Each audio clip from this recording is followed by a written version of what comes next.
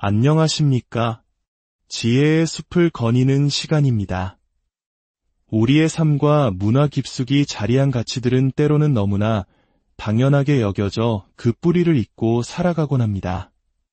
오늘 우리는 그 중에서도 가장 근본적인 가치, 효에 대해 조금 더 깊이 들어가 보고자 합니다.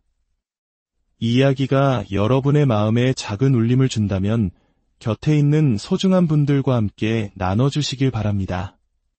지혜와 성찰을 나누는 것은 보이지 않는 큰 공덕을 쌓는 일이며 여러분의 삶에 따스한 빛을 더할 것입니다. 우리 한국인에게 효라고 하면 무엇이 가장 먼저 떠오르시나요? 아마 대부분은 아버지를 중심으로 한 가문의 대를 잇고 조상님께 제사를 올리는 유교적 전통을 떠올리실 겁니다. 유교 문화에서 효의 핵심은 바로 부자유친, 즉 아버지와 아들 사이의 친밀함과 의리에 있습니다. 모든 질서는 아버지를 통해 세워집니다. 가문을 계승할 아들이어야 했고 그 중에서도 장남이어야 했으며 정실부인의 몸에서 태어난 적자여야만 했습니다. 조선시대를 배경으로 한 사극을 보면 서자나 얼자가 겪는 서름, 장남이 아니기에 겪는 차별의 이야기가 단골 소재로 등장하는 이유도 바로 이 때문입니다.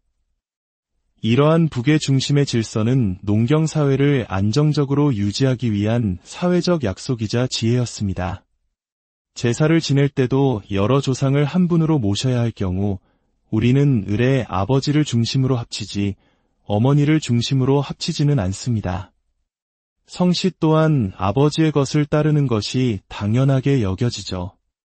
이처럼 아버지 중심의 혈통계승은 수백 년간 동아시아 사회의 근간을 이루는 강력한 문화적 유전자였습니다. 하지만 불교에서 이야기하는 효는 그 무게중심을 조금 다른 곳에 둡니다. 바로 어머니입니다. 유교가 아버지와의 관계를 통해 사회적 질서를 강조했다면 불교는 어머니와의 생명적 연결을 통해 존재의 근원을 이야기합니다. 왜 이런 차이가 생겨났을까요? 그 실마리는 불교가 탄생한 고대 인도의 문화적 배경에서 찾을 수 있습니다. 한 곳에 정착하여 농사를 짓던 농경 문화와 달리 인도의 아리안족은 가축을 이끌고 초원을 이동하던 유목 문화의 영향을 깊이 받았습니다.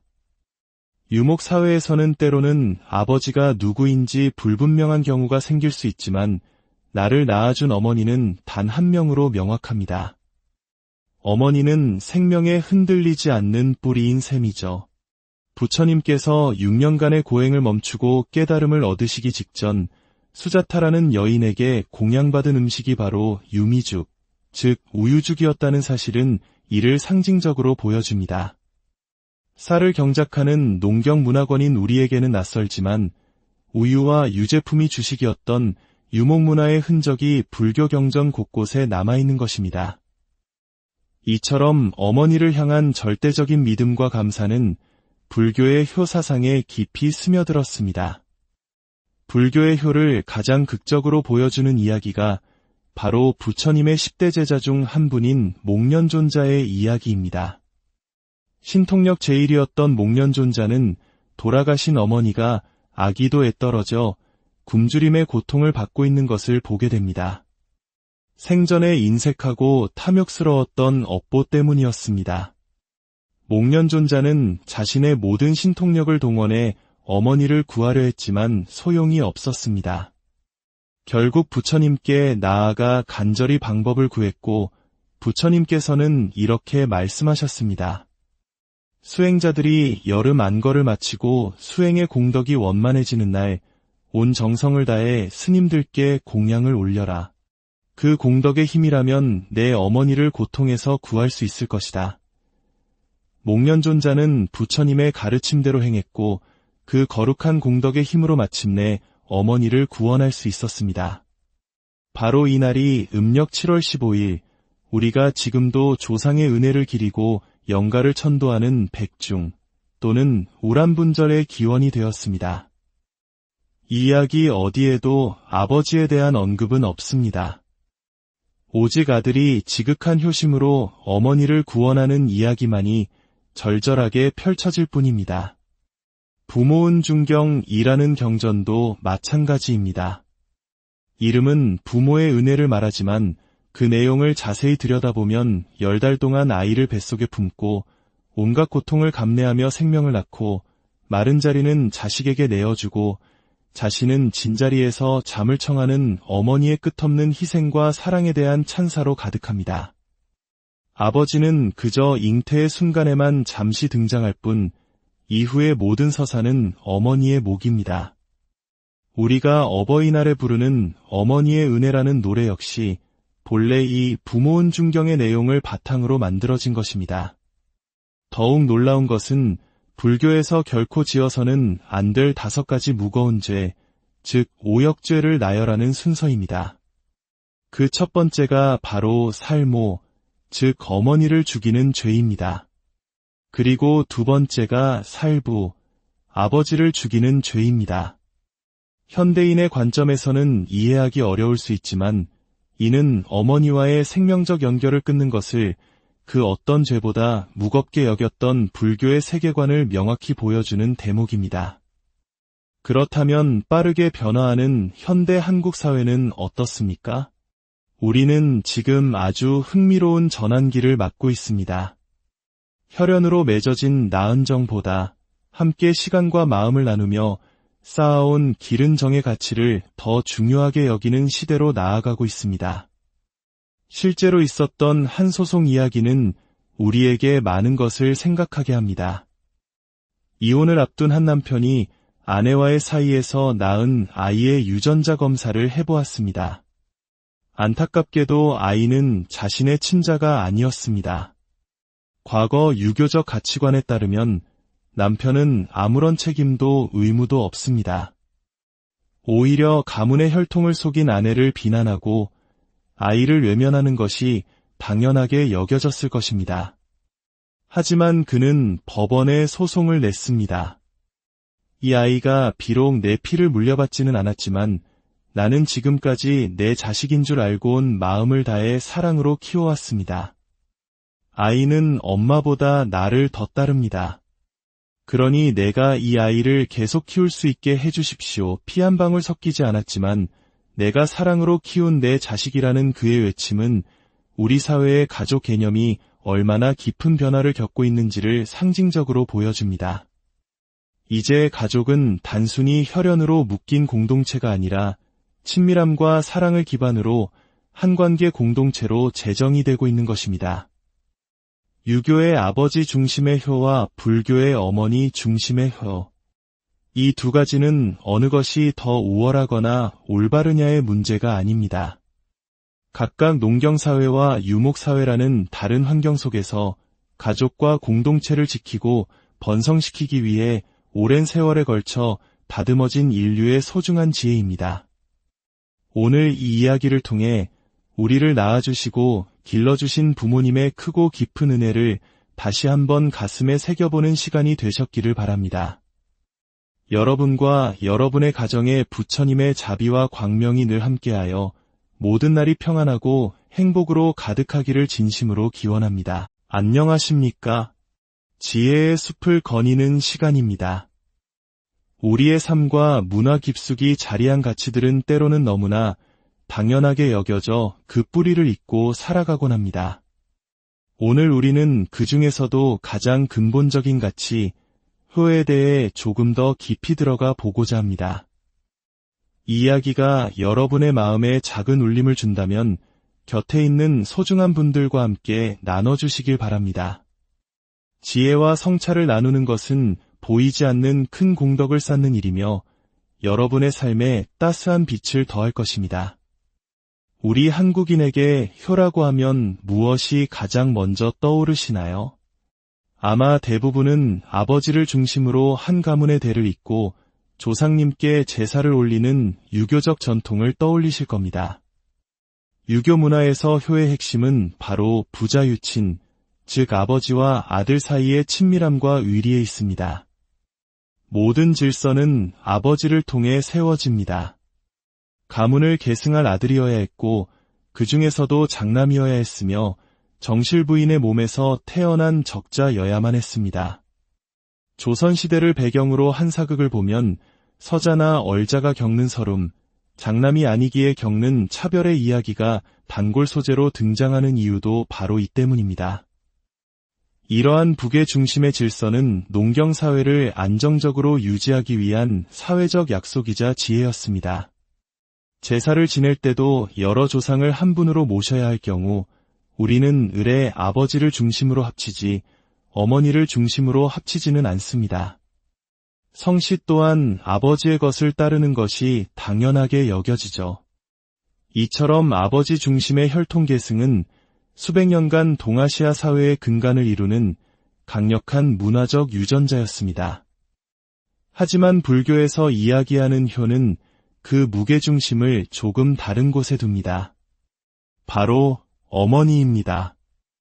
유교가 아버지와의 관계를 통해 사회적 질서를 강조했다면 불교는 어머니와의 생명적 연결을 통해 존재의 근원을 이야기합니다. 왜 이런 차이가 생겨났을까요? 그 실마리는 불교가 탄생한 고대 인도의 문화적 배경에서 찾을 수 있습니다. 한 곳에 정착하여 농사를 짓던 농경 문화와 달리 인도의 아리안족은 가축을 이끌고 초원을 이동하던 유목 문화의 영향을 깊이 받았습니다. 유목 사회에서는 때로는 아버지가 누구인지 불분명한 경우가 생길 수 있지만 나를 낳아준 어머니는 단 한 명으로 명확합니다. 어머니는 생명에 흔들리지 않는 뿌리인 셈이죠. 부처님께서 6년간의 고행을 멈추고 깨달음을 얻으시기 직전 수자타라는 여인에게 공양받은 음식이 바로 유미죽, 즉 우유죽이었다는 사실은 이를 상징적으로 보여줍니다. 쌀을 경작하는 농경문화권인 우리에게는 낯설지만 우유와 유제품이 주식이었던 유목문화의 흔적이 불교 경전 곳곳에 남아있는 것입니다. 이처럼 어머니를 향한 절대적인 믿음과 감사는 불교의 효사상에 깊이 스며들었습니다. 불교의 효를 가장 극적으로 보여주는 이야기가 바로 부처님의 10대 제자 중 한 분인 목련존자의 이야기입니다. 신통력 제1이었던 목련존자는 돌아가신 어머니가 아기도에 떨어져 굶주림의 고통을 받고 있는 것을 보게 됩니다. 생전에 인색하고 탐욕스러웠던 업보 때문이었습니다. 목련존자는 자신의 모든 신통력을 동원해 어머니를 구하려 했지만 소용이 없었습니다. 결국 부처님께 나아가 간절히 방법을 구했고 부처님께서는 이렇게 말씀하셨습니다. 수행자들이 여름 안거를 마치고 수행의 공덕이 원만해지는 날 온 정성을 다해 스님들께 공양을 올려라. 그 공덕의 힘이라면 내 어머니를 고통에서 구할 수 있을 것이다. 목련존자는 부처님의 가르침대로 행했고 그 거룩한 공덕의 힘으로 마침내 어머니를 구원할 수 있었습니다. 바로 이날이 음력 7월 15일, 우리가 지금도 조상의 은혜를 기리고 영가를 천도하는 백중 또는 우람분절의 기원이 되었습니다. 이 이야기 어디에도 아버지에 대한 언급은 없습니다. 오직 아들이 지극한 효심으로 어머니를 구원하는 이야기만이 절절하게 펼쳐질 뿐입니다. 부모은 중경이라는 경전도 마찬가지입니다. 이름은 부모의 은혜를 말하지만 그 내용을 자세히 들여다보면 10달 동안 아이를 뱃속에 품고 온갖 고통을 감내하며 생명을 낳고 마른 자리는 자식에게 내어주고 자신은 진자리에서 잠을 청하는 어머니의 끝없는 희생과 사랑에 대한 찬사로 가득합니다. 아버지는 그저 잉태의 순간에만 잠시 등장할 뿐 이후의 모든 서사는 어머니의 몫입니다. 우리가 어버이날에 부르는 어머니의 은혜라는 노래 역시 본래 이 부모은 중경의 내용을 바탕으로 만들어진 것입니다. 더욱 놀라운 것은 불교에서 결코 지어서는 안 될 5가지 무거운 죄, 즉 오역죄를 나열하는 순서입니다. 그 첫 번째가 바로 살모, 즉 어머니를 죽이는 죄입니다. 그리고 두 번째가 살부, 아버지를 죽이는 죄입니다. 현대인의 관점에서는 이해하기 어려울 수 있지만 이는 어머니와의 생명적 연결을 끊는 것을 그 어떤 죄보다 무겁게 여겼던 불교의 세계관을 명확히 보여주는 대목입니다.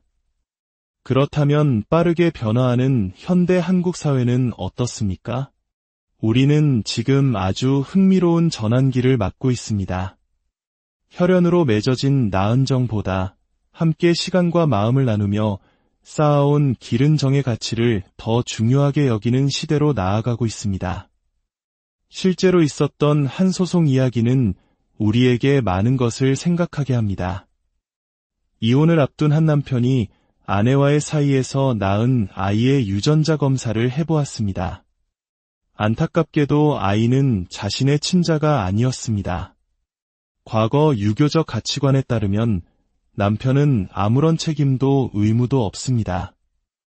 오히려 가문의 혈통을 속인 아내를 비난하고 아이를 외면하는 것이 당연하게 여겨졌을 것입니다.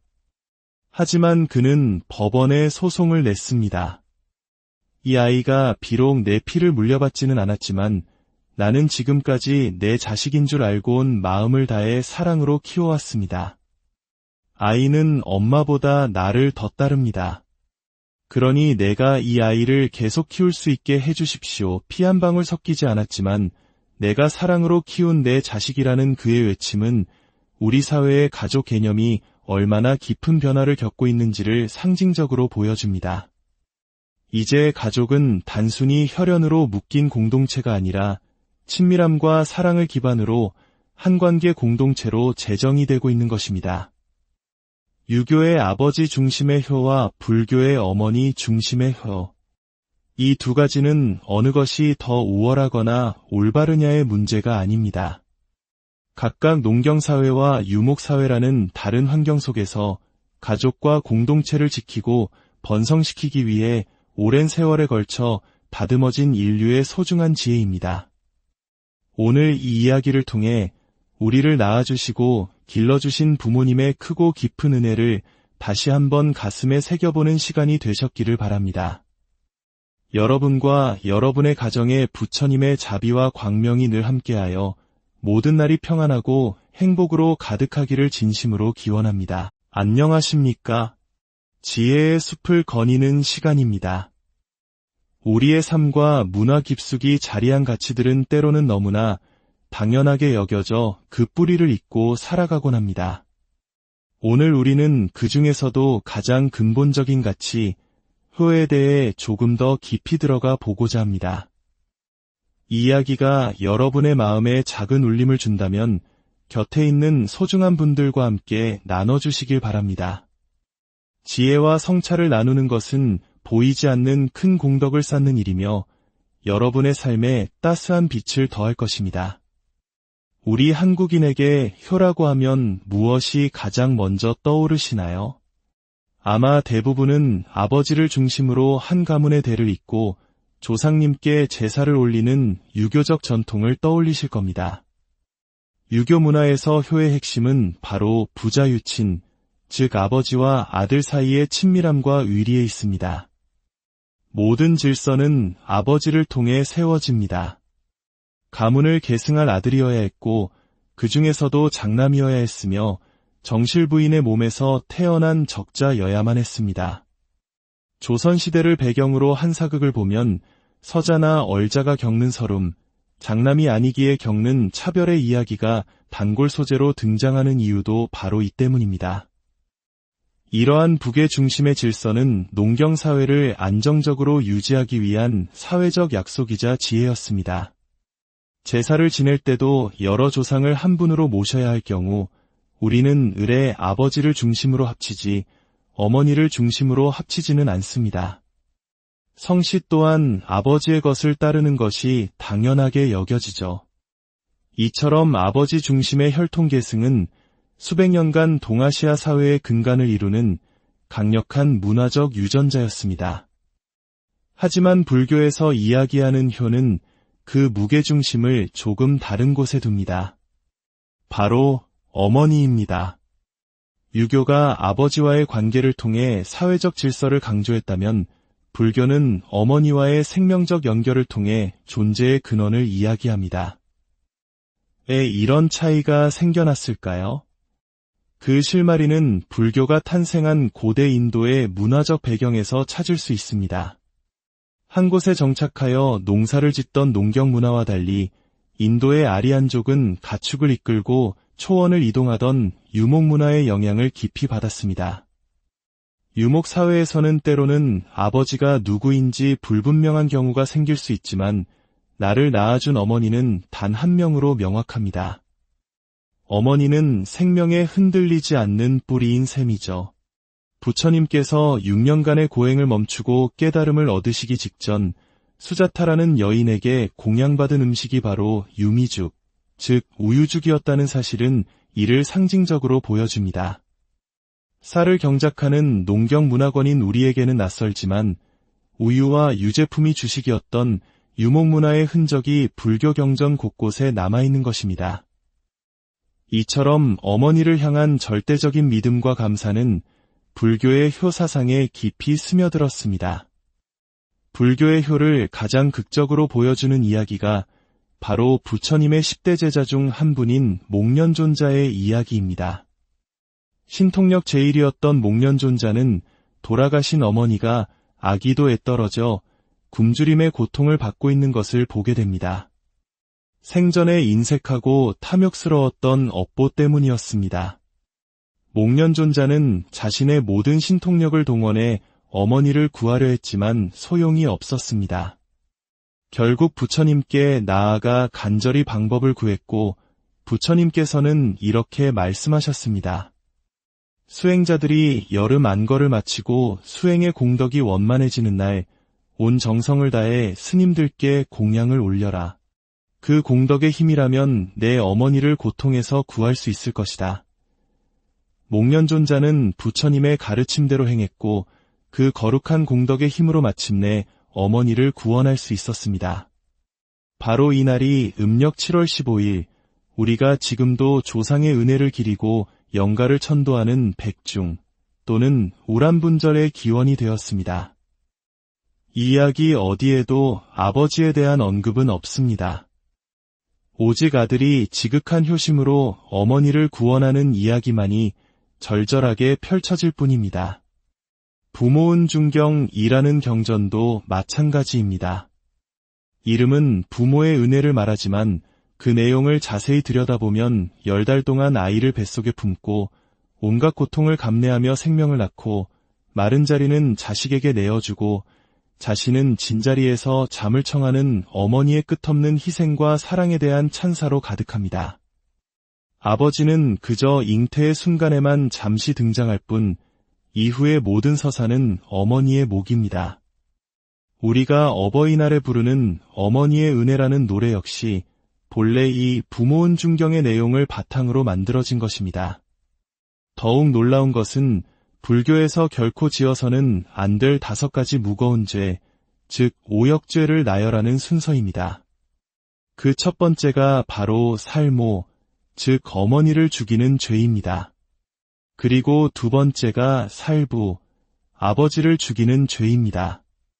현대인의 관점에서는 이해하기 어려울 수 있지만 이는 어머니와의 생명적 연결을 끊는 것을 그 어떤 죄보다 무겁게 여겼던 불교의 세계관을 명확히 보여주는 대목입니다. 그렇다면 빠르게 변화하는 현대 한국 사회는 어떻습니까? 우리는 지금 아주 흥미로운 전환기를 맞고 있습니다.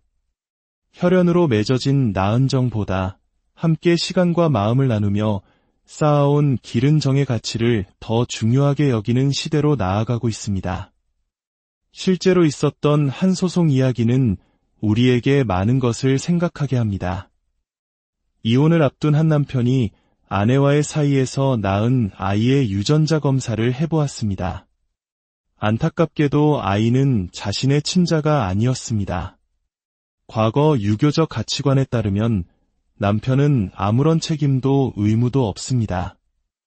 오히려 가문의 혈통을 속인 아내를 비난하고 아이를 외면하는 것이 당연하게 여겨졌을 것입니다. 하지만 그는 법원에 소송을 냈습니다. 이 아이가 비록 내 피를 물려받지는 않았지만 나는 지금까지 내 자식인 줄 알고 온 마음을 다해 사랑으로 키워왔습니다. 아이는 엄마보다 나를 더 따릅니다. 그러니 내가 이 아이를 계속 키울 수 있게 해주십시오. 피 한 방울 섞이지 않았지만 내가 사랑으로 키운 내 자식이라는 그의 외침은 우리 사회의 가족 개념이 얼마나 깊은 변화를 겪고 있는지를 상징적으로 보여줍니다. 이제 가족은 단순히 혈연으로 묶인 공동체가 아니라 친밀함과 사랑을 기반으로 한 관계 공동체로 재정이 되고 있는 것입니다. 유교의 아버지 중심의 효와 불교의 어머니 중심의 효.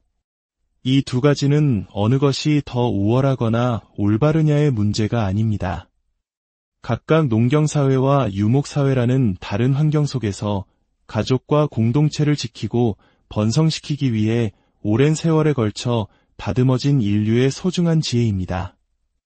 오늘 이 이야기를 통해 우리를 낳아주시고 길러주신 부모님의 크고 깊은 은혜를 다시 한번 가슴에 새겨보는 시간이 되셨기를 바랍니다. 여러분과 여러분의 가정에 부처님의 자비와 광명이 늘 함께하여 모든 날이 평안하고 행복으로 가득하기를 진심으로 기원합니다. 안녕하십니까? 지혜의 숲을 거니는 시간입니다. 우리의 삶과 문화 깊숙이 자리한 가치들은 때로는 너무나 당연하게 여겨져 그 뿌리를 잇고 살아가곤 합니다. 오늘 우리는 그 중에서도 가장 근본적인 가치, 효에 대해 조금 더 깊이 들어가 보고자 합니다. 이 이야기가 여러분의 마음에 작은 울림을 준다면 곁에 있는 소중한 분들과 함께 나눠주시길 바랍니다. 지혜와 성찰을 나누는 것은 보이지 않는 큰 공덕을 쌓는 일이며 여러분의 삶에 따스한 빛을 더할 것입니다. 우리 한국인에게 효라고 하면 무엇이 가장 먼저 떠오르시나요? 아마 대부분은 아버지를 중심으로 한 가문의 대를 잇고 조상님께 제사를 올리는 유교적 전통을 떠올리실 겁니다. 유교 문화에서 효의 핵심은 바로 부자유친, 즉 아버지와 아들 사이의 친밀함과 의리에 있습니다. 모든 질서는 아버지를 통해 세워집니다. 가문을 계승할 아들이어야 했고 그 중에서도 장남이어야 했으며 정실부인의 몸에서 태어난 적자여야만 했습니다. 조선시대를 배경으로 한 사극을 보면 서자나 얼자가 겪는 서름, 장남이 아니기에 겪는 차별의 이야기가 단골 소재로 등장하는 이유도 바로 이 때문입니다. 이러한 북의 중심의 질서는 농경사회를 안정적으로 유지하기 위한 사회적 약속이자 지혜였습니다. 제사를 지낼 때도 여러 조상을 한 분으로 모셔야 할 경우 우리는 을의 아버지를 중심으로 합치지 어머니를 중심으로 합치지는 않습니다. 성씨 또한 아버지의 것을 따르는 것이 당연하게 여겨지죠.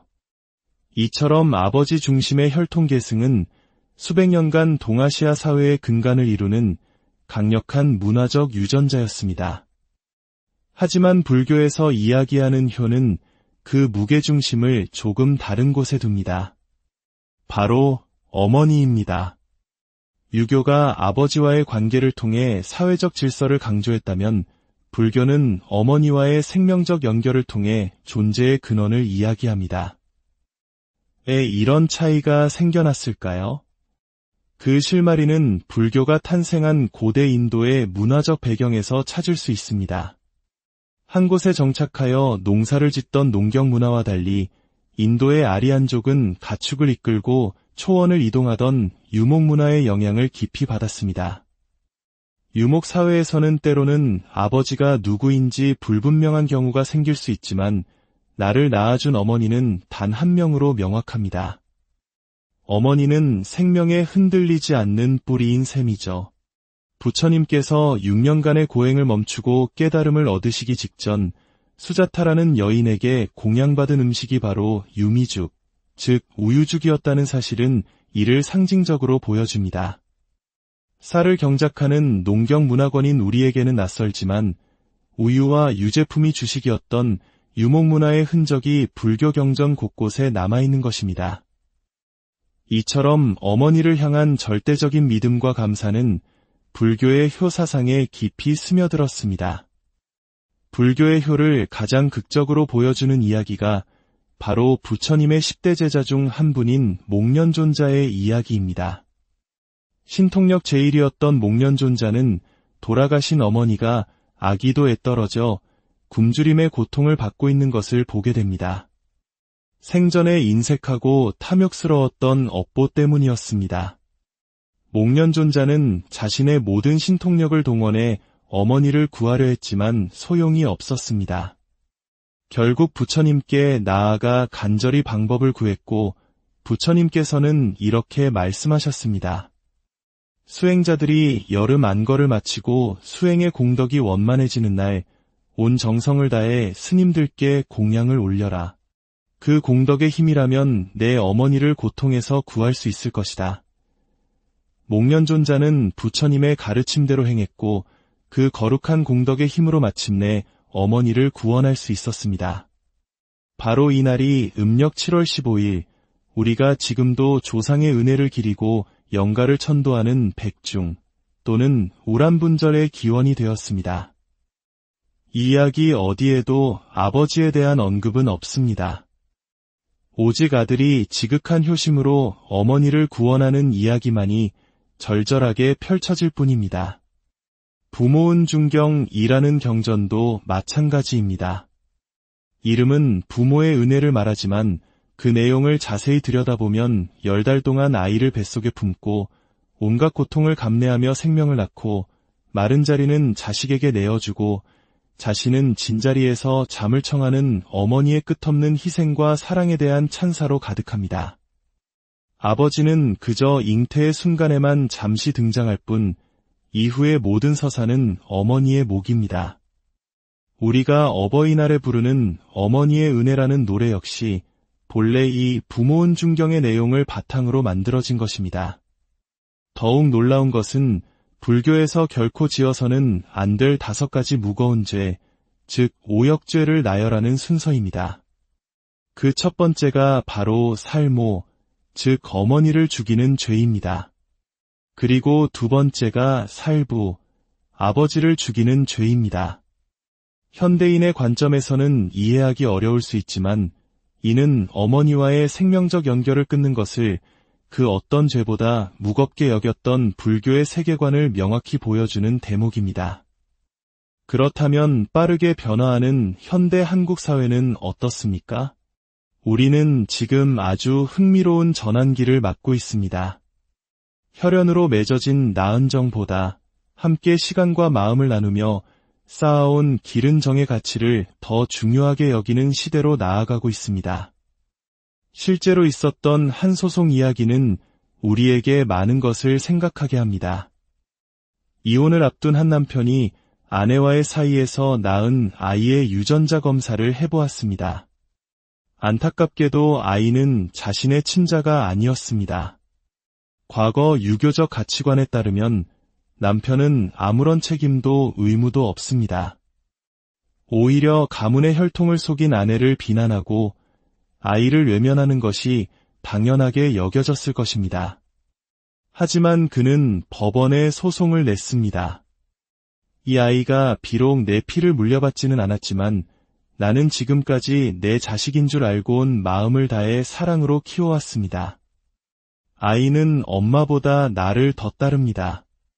그러니 내가 이 아이를 계속 키울 수 있게 해주십시오. 피 한 방울 섞이지 않았지만 내가 사랑으로 키운 내 자식이라는 그의 외침은 우리 사회의 가족 개념이 얼마나 깊은 변화를 겪고 있는지를 상징적으로 보여줍니다.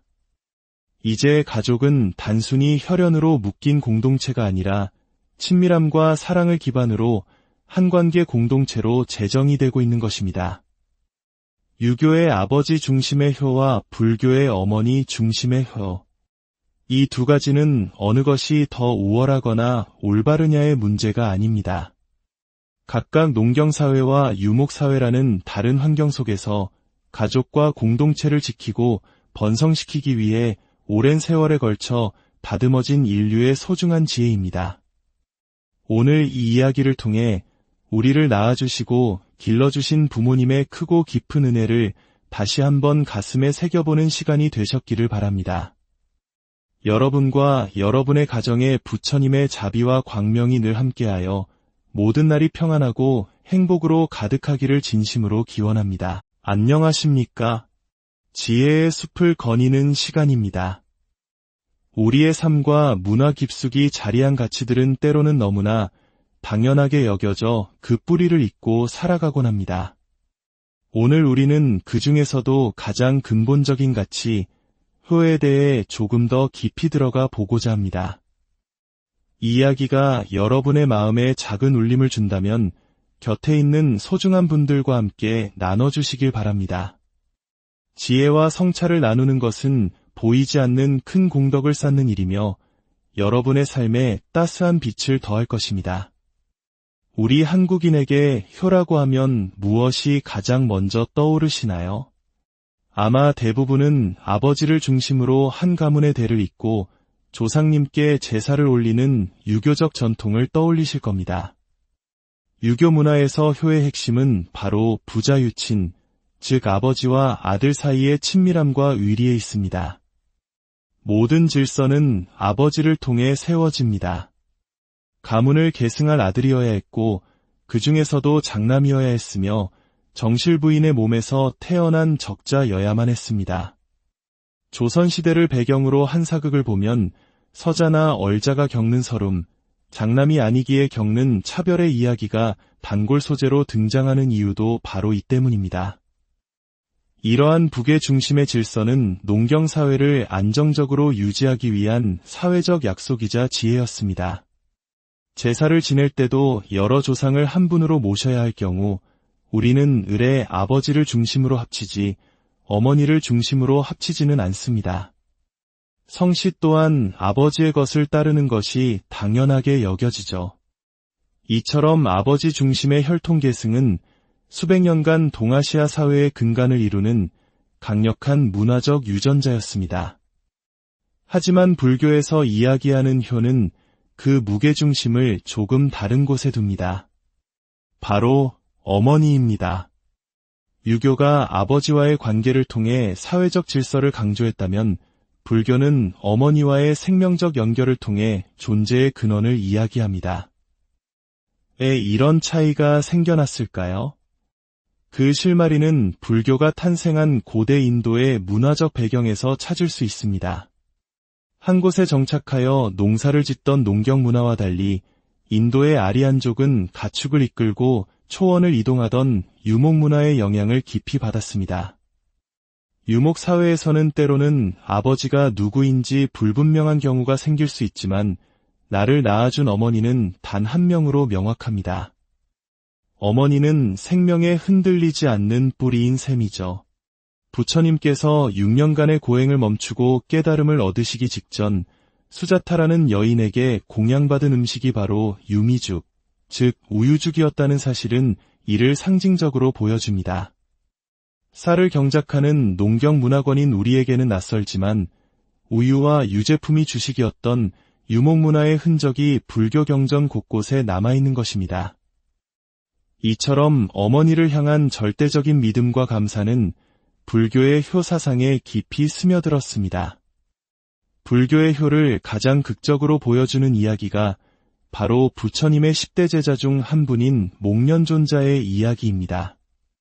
신통력 제1이었던 목련존자는 돌아가신 어머니가 아기도에 떨어져 굶주림의 고통을 받고 있는 것을 보게 됩니다.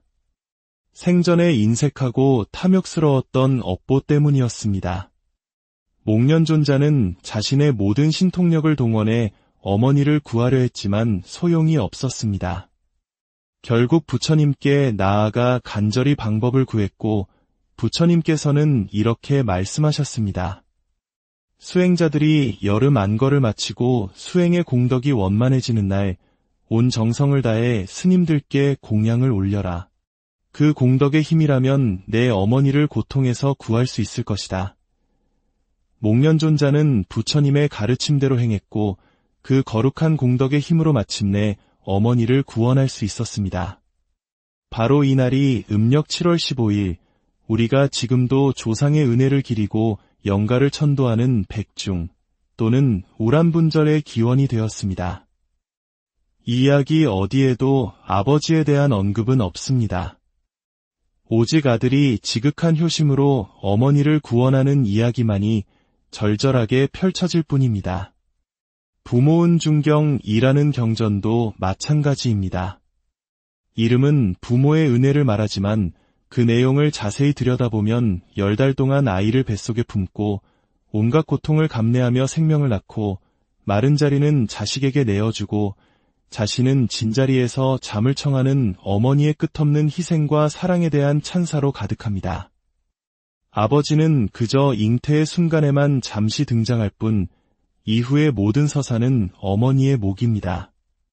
우리가 어버이날에 부르는 어머니의 은혜라는 노래 역시 본래 이 부모은 중경의 내용을 바탕으로 만들어진 것입니다. 더욱 놀라운 것은 불교에서 결코 지어서는 안 될 5가지 무거운 죄, 즉 오역죄를 나열하는 순서입니다. 그 첫 번째가 바로 살모, 즉 어머니를 죽이는 죄입니다. 그리고 두 번째가 살부, 아버지를 죽이는 죄입니다. 현대인의 관점에서는 이해하기 어려울 수 있지만 이는 어머니와의 생명적 연결을 끊는 것을 그 어떤 죄보다 무겁게 여겼던 불교의 세계관을 명확히 보여주는 대목입니다. 그렇다면 빠르게 변화하는 현대 한국 사회는 어떻습니까? 우리는 지금 아주 흥미로운 전환기를 맞고 있습니다. 혈연으로 맺어진 나은 정보다 함께 시간과 마음을 나누며 쌓아온 기른 정의 가치를 더 중요하게 여기는 시대로 나아가고 있습니다. 실제로 있었던 한 소송 이야기는 우리에게 많은 것을 생각하게 합니다. 이혼을 앞둔 한 남편이 아내와의 사이에서 낳은 아이의 유전자 검사를 해보았습니다. 안타깝게도 아이는 자신의 친자가 아니었습니다. 과거 유교적 가치관에 따르면 남편은 아무런 책임도 의무도 없습니다. 오히려 가문의 혈통을 속인 아내를 비난하고 아이를 외면하는 것이 당연하게 여겨졌을 것입니다. 하지만 그는 법원에 소송을 냈습니다. 이 아이가 비록 내 피를 물려받지는 않았지만 나는 지금까지 내 자식인 줄 알고 온 마음을 다해 사랑으로 키워왔습니다. 아이는 엄마보다 나를 더 따릅니다. 그러니 내가 이 아이를 계속 키울 수 있게 해주십시오. 피 한 방울 섞이지 않았지만 내가 사랑으로 키운 내 자식이라는 그의 외침은 우리 사회의 가족 개념이 얼마나 깊은 변화를 겪고 있는지를 상징적으로 보여줍니다.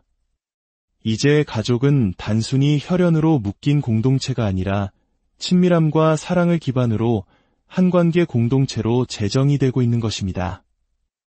유교의 아버지 중심의 효와 불교의 어머니 중심의 효. 이 두 가지는 어느 것이 더 우월하거나 올바르냐의 문제가 아닙니다. 각각 농경사회와 유목사회라는 다른 환경 속에서 가족과 공동체를 지키고 번성시키기 위해 오랜 세월에 걸쳐 다듬어진 인류의 소중한 지혜입니다. 오늘 이 이야기를 통해 우리를 낳아주시고 길러주신 부모님의 크고 깊은 은혜를 다시 한번 가슴에 새겨보는 시간이 되셨기를 바랍니다. 여러분과 여러분의 가정에 부처님의 자비와 광명이 늘 함께하여 모든 날이 평안하고 행복으로 가득하기를 진심으로 기원합니다. 안녕하십니까? 지혜의 숲을 거니는 시간입니다. 우리의 삶과 문화 깊숙이 자리한 가치들은 때로는 너무나 당연하게 여겨져 그 뿌리를 잇고 살아가곤 합니다. 오늘 우리는 그 중에서도 가장 근본적인 가치, 효에 대해 조금 더 깊이 들어가 보고자 합니다. 이 이야기가 여러분의 마음에 작은 울림을 준다면 곁에 있는 소중한 분들과 함께 나눠주시길 바랍니다. 지혜와 성찰을 나누는 것은 보이지 않는 큰 공덕을 쌓는 일이며 여러분의 삶에 따스한 빛을 더할 것입니다. 우리 한국인에게 효라고 하면 무엇이 가장 먼저 떠오르시나요? 아마 대부분은 아버지를 중심으로 한 가문의 대를 잇고 조상님께 제사를 올리는 유교적 전통을 떠올리실 겁니다. 유교 문화에서 효의 핵심은 바로 부자유친, 즉 아버지와 아들 사이의 친밀함과 의리에 있습니다. 모든 질서는 아버지를 통해 세워집니다. 가문을 계승할 아들이어야 했고 그 중에서도 장남이어야 했으며 정실 부인의 몸에서 태어난 적자여야만 했습니다. 조선시대를 배경으로 한 사극을 보면 서자나 얼자가 겪는 서름, 장남이 아니기에 겪는 차별의 이야기가 단골 소재로 등장하는 이유도 바로 이 때문입니다. 이러한 북의 중심의 질서는 농경사회를 안정적으로 유지하기 위한 사회적 약속이자 지혜였습니다. 제사를 지낼 때도 여러 조상을 한 분으로 모셔야 할 경우 우리는 을의 아버지를 중심으로 합치지 어머니를 중심으로 합치지는 않습니다. 성씨 또한 아버지의 것을 따르는 것이 당연하게 여겨지죠. 이처럼 아버지 중심의 혈통계승은 수백 년간 동아시아 사회의 근간을 이루는 강력한 문화적 유전자였습니다. 하지만 불교에서 이야기하는 효는 그 무게중심을 조금 다른 곳에 둡니다. 바로 어머니입니다. 유교가 아버지와의 관계를 통해 사회적 질서를 강조했다면 불교는 어머니와의 생명적 연결을 통해 존재의 근원을 이야기합니다. 왜 이런 차이가 생겨났을까요? 그 실마리는 불교가 탄생한 고대 인도의 문화적 배경에서 찾을 수 있습니다. 한 곳에 정착하여 농사를 짓던 농경 문화와 달리 인도의 아리안족은 가축을 이끌고 초원을 이동하던 유목 문화의 영향을 깊이 받았습니다. 유목 사회에서는 때로는 아버지가 누구인지 불분명한 경우가 생길 수 있지만 나를 낳아준 어머니는 단 한 명으로 명확합니다. 어머니는 생명에 흔들리지 않는 뿌리인 셈이죠. 부처님께서 6년간의 고행을 멈추고 깨달음을 얻으시기 직전 수자타라는 여인에게 공양받은 음식이 바로 유미죽, 즉 우유죽이었다는 사실은 이를 상징적으로 보여줍니다. 쌀을 경작하는 농경문화권인 우리에게는 낯설지만 우유와 유제품이 주식이었던 유목문화의 흔적이 불교 경전 곳곳에 남아있는 것입니다. 이처럼 어머니를 향한 절대적인 믿음과 감사는 불교의 효사상에 깊이 스며들었습니다. 불교의 효를 가장 극적으로 보여주는 이야기가 바로 부처님의 10대 제자 중 한 분인 목련존자의 이야기입니다. 신통력 제1이었던 목련존자는 돌아가신 어머니가 아기도에 떨어져 굶주림의 고통을 받고 있는 것을 보게 됩니다. 생전에 인색하고 탐욕스러웠던 업보 때문이었습니다.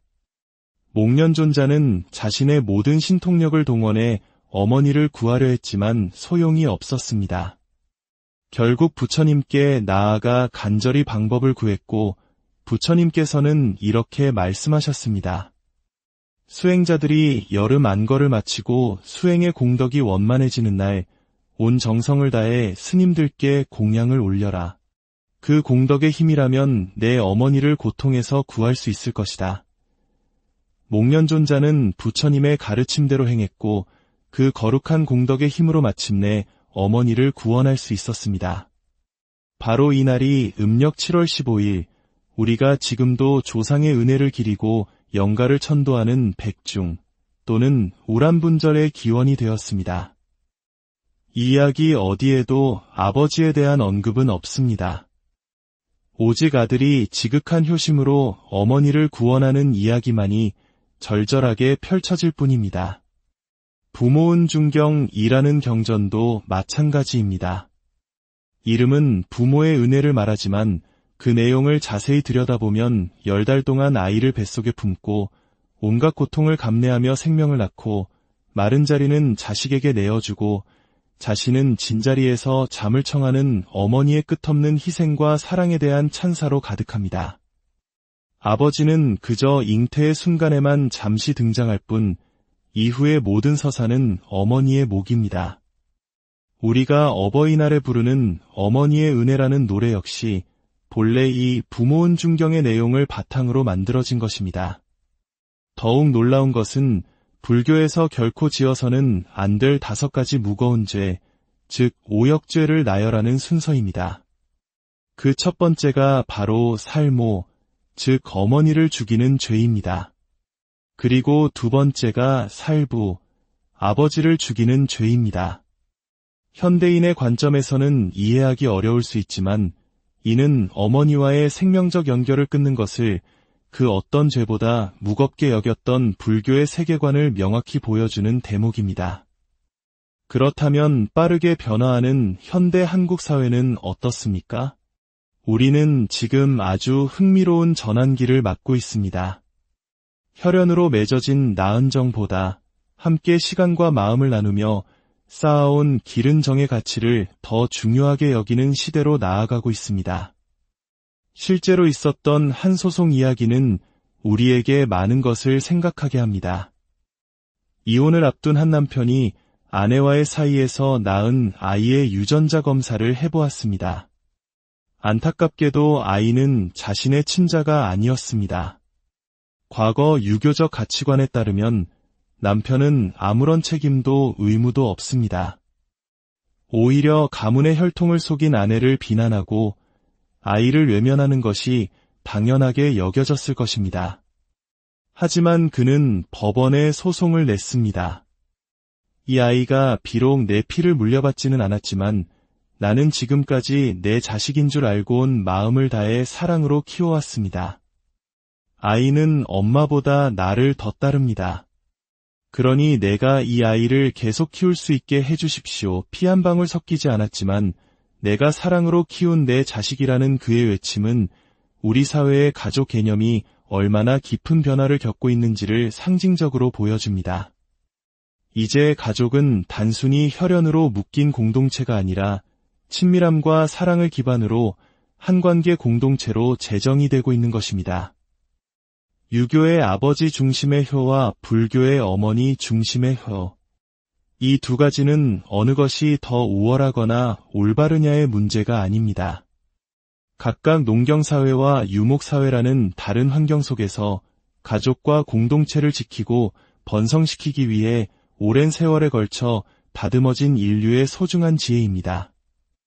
오늘 이 이야기를 통해 우리를 낳아주시고 길러주신 부모님의 크고 깊은 은혜를 다시 한번 가슴에 새겨보는 시간이 되셨기를 바랍니다. 여러분과 여러분의 가정에 부처님의 자비와 광명이 늘 함께하여 모든 날이 평안하고 행복으로 가득하기를 진심으로 기원합니다. 안녕하십니까? 지혜의 숲을 거니는 시간입니다. 우리의 삶과 문화 깊숙이 자리한 가치들은 때로는 너무나 당연하게 여겨져 그 뿌리를 잇고 살아가곤 합니다. 오늘 우리는 그 중에서도 가장 근본적인 가치, 효에 대해 조금 더 깊이 들어가 보고자 합니다. 이 이야기가 여러분의 마음에 작은 울림을 준다면 곁에 있는 소중한 분들과 함께 나눠주시길 바랍니다. 지혜와 성찰을 나누는 것은 보이지 않는 큰 공덕을 쌓는 일이며 여러분의 삶에 따스한 빛을 더할 것입니다. 우리 한국인에게 효라고 하면 무엇이 가장 먼저 떠오르시나요? 아마 대부분은 아버지를 중심으로 한 가문의 대를 잇고 조상님께 제사를 올리는 유교적 전통을 떠올리실 겁니다. 유교 문화에서 효의 핵심은 바로 부자유친, 즉 아버지와 아들 사이의 친밀함과 의리에 있습니다. 모든 질서는 아버지를 통해 세워집니다. 가문을 계승할 아들이어야 했고 그 중에서도 장남이어야 했으며 정실부인의 몸에서 태어난 적자여야만 했습니다. 조선시대를 배경으로 한 사극을 보면 서자나 얼자가 겪는 서름, 장남이 아니기에 겪는 차별의 이야기가 단골 소재로 등장하는 이유도 바로 이 때문입니다.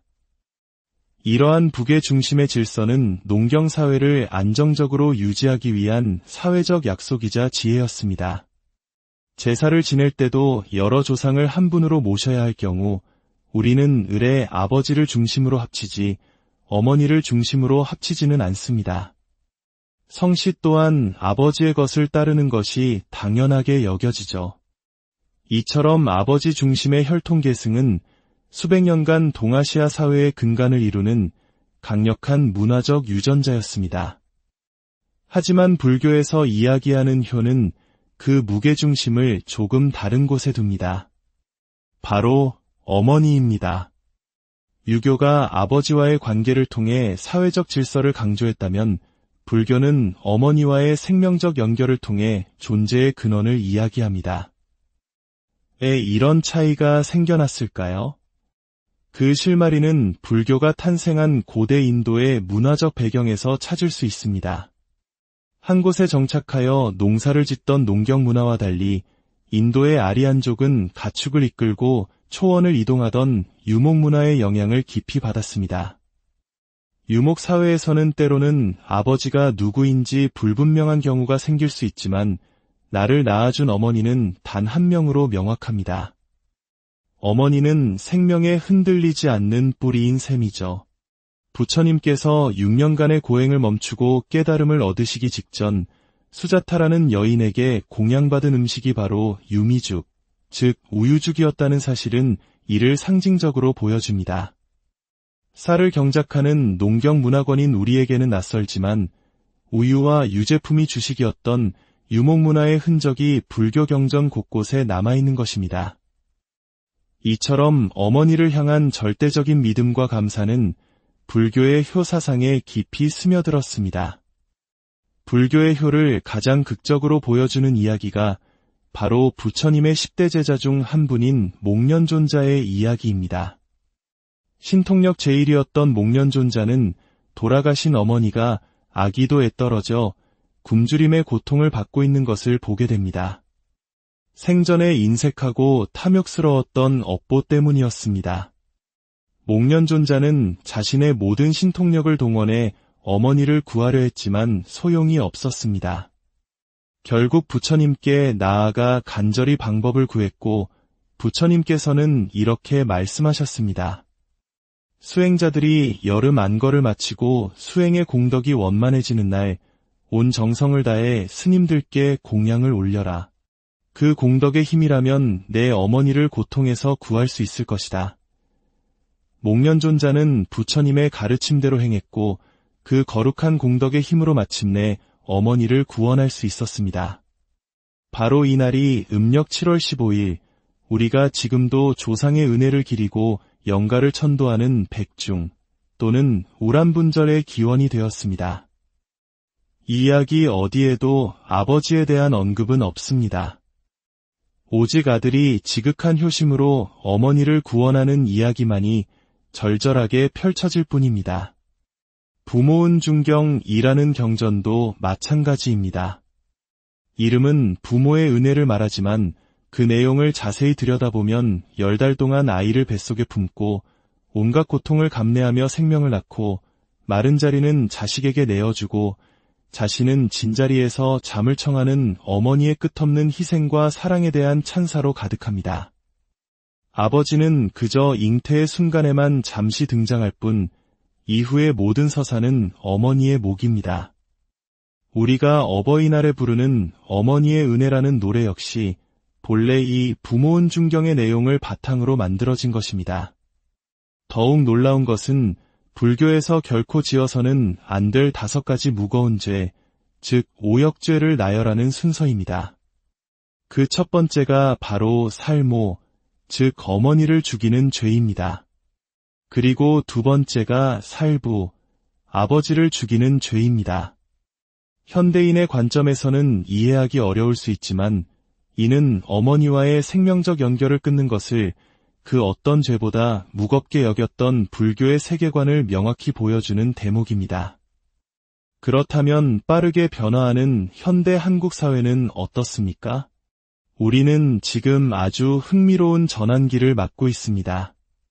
혈연으로 맺어진 나은 정보다 함께 시간과 마음을 나누며 쌓아온 기른 정의 가치를 더 중요하게 여기는 시대로 나아가고 있습니다.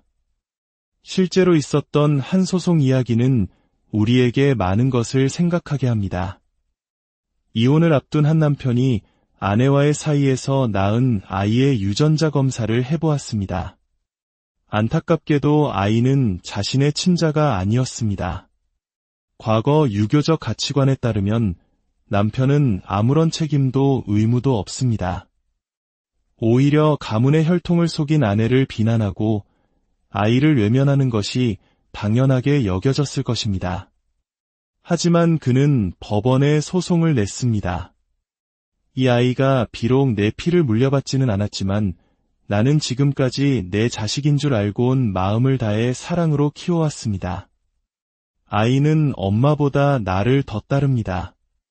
그러니 내가 이 아이를 계속 키울 수 있게 해주십시오. 피 한 방울 섞이지 않았지만 내가 사랑으로 키운 내 자식이라는 그의 외침은 우리 사회의 가족 개념이 얼마나 깊은 변화를 겪고 있는지를 상징적으로 보여줍니다. 이제 가족은